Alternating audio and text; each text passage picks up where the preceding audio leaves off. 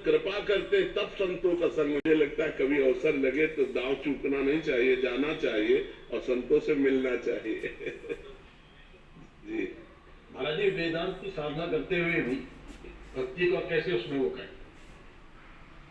वेदांत की साधना करते हुए भक्ति साधन बन सकती, साध्य नहीं।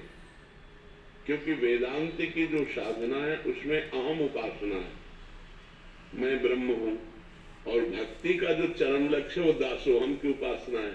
ये सब कर रहे अंतःकरण की पवित्रता के लिए, लेकिन लक्ष्य यही है कि मैं वही हूं जिसका नाम कीर्तन हो रहा है। उसके सिवा मैं में और उसमें कोई अंतर, और ये बिल्कुल कोई अंतर नहीं, वही तत्व है। तो ज्ञान मार्ग में वेदांत की उपासना में तत्वम अशि, तत् माने वो परमात्मा, त्वम माने तुम ही, अशि माने हो, वो परमात्मा तुम ही हो। तुम अपने स्वरूप को भूलकर अपने को देह मान करके फंस गए हो, अब अपने स्वरूप में आओ।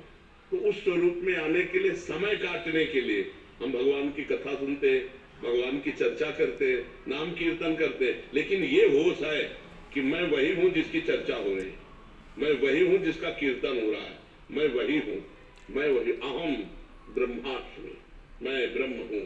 ये वेदांत का जो निर्णय है, और भक्ति इसका सहयोगी साधन हो सकती है वेदांत में।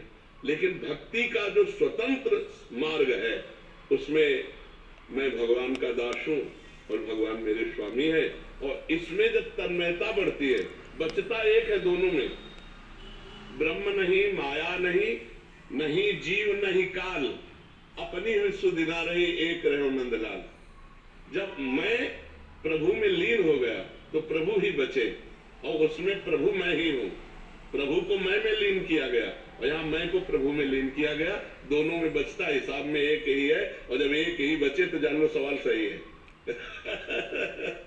तपन रूट जी, राधे राधे महाराज जी। महाराज जी, मैं आपसे जानना चाहता हूँ कि शास्त्रों के अनुसार विवाह की संपूर्ण विधि क्या है, अर्थात कन्या को देखने से लेकर विवाह। जो पंडित विवाह कराते हैं ना, कि प्रश्न तुमको वहां करने हमारे नहीं हुआ तो हम क्या बताते।